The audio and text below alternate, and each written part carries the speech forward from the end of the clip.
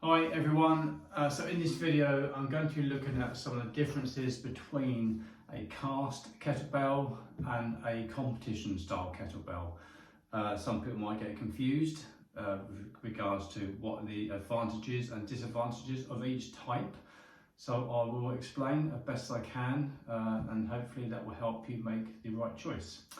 So from the off, if you are looking to compete with kettlebells at any point, now, some of you watching this might not even realise that kettlebell sport is a thing. Well, it certainly is.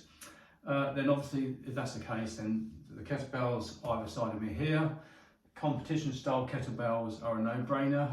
They're the ones that you should train with, if indeed you want to compete with kettlebells at some point in the future. Now, it's not likely if you're just getting into kettlebells that you even think about kettlebell sport. But if it's perhaps an end game for you, then competition kettlebells are the ones for you.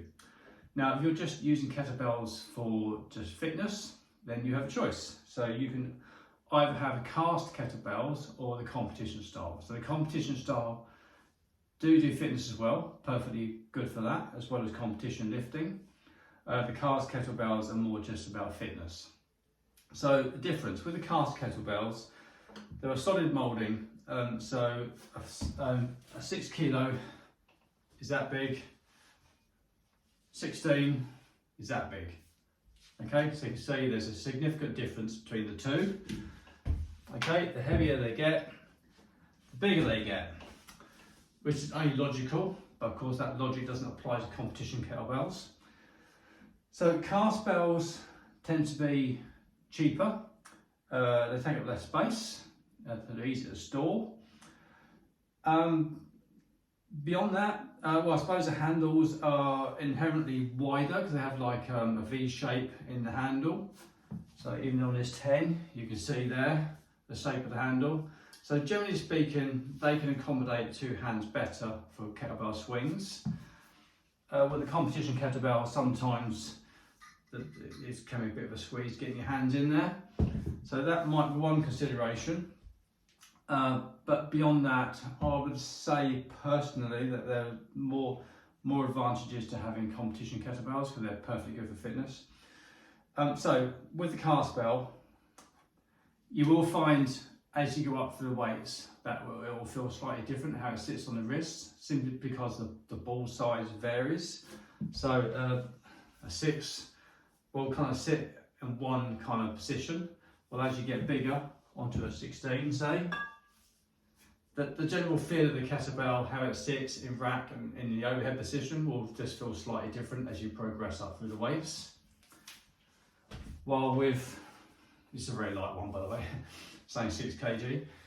So with competition kettlebells, you will find that because they're all the same size, whether it's 6, 16, 18, 48, got a 48 over there, they're all the same basic dimensions. So once you get used to the way a kettlebell feels as you hold it in the rack and in the overhead position, as the bells get heavier, the only thing you have to contend with is the additional weight and not something which is getting bigger and bigger and bigger and feels different how it sits on the wrist. So to me that makes these better. They are more expensive, but they are a consistent size. There are of course some variations in the handle width. You might get some that are slightly wider than others, but generally speaking, the actual size of the ball, the size of the kettlebell itself, it should be fairly consistent. Now there are of course differences in quality. This one is quite a cheap bell. I say it's only 6 kg. It's quite hard to get comp bells that are only 6 kg. But as you can see, with this one, there's no hole in the bottom of it. That can be problematic. So often you get like a bit of metal inside which can rattle around. Well, these ones from Wolverton have an aperture underneath. Okay, so you'll find that these are a better standard overall. The way they're designed, more of the weight of the bell is up nearer the handle and not down at the bottom of the bell, which is often the case with the bells with no aperture in the bottom. So you'll find that these will sit better in the rack. Bells that have a tendency to have more weight down the bottom, you will feel that pulling you out to the outside there, which is not ideal. So it's nice to have the weight up by the wrist. Okay. Also, with the competition kettlebells, you have a bigger base, so that makes them more stable when they're on the floor for things like renegade rows, for example. Okay, you don't want a kettlebell toppling over when you've got all the weight on your wrists. Some of the cast bells do have a decent size underneath, but generally speaking, they're going to be a bit more precarious when you're doing floor-based exercises.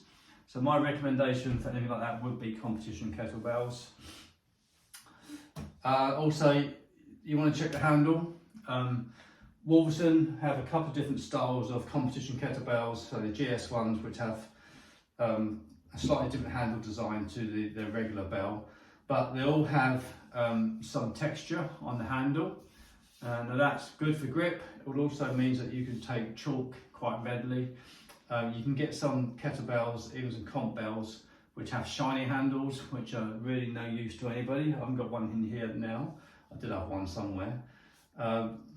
They're not good. They're just going to slip out your hand. They'll never take chalk, so best avoided. Also, if you're going to buy cast bells, just make sure you buy bare metal ones and not bell with a rubber coating, because the rubber coating tends to degrade over time. Also, when it can kind of stick on the skin and pull at the skin. It's quite uncomfortable. And also, if the rubber coating runs underneath the bell, then you will find that any floor-based exercises are quite treacherous, because it kind of takes away that stability of the bottom of the kettlebell. So they are best avoided. Also best avoided are horrible plastic kettlebells, which you often see in the likes of Argos and Sports Direct and various other places. Avoid those. They're horrible, they're badly designed. Just because you get a big brand name like Reebok or Nike attaching the name to it doesn't mean it's a good bell, because it won't be. They're usually a two-piece casting with sand to make up the weight. There's usually a seam that runs underneath the handle, which will just dig into your hands. Just avoid those.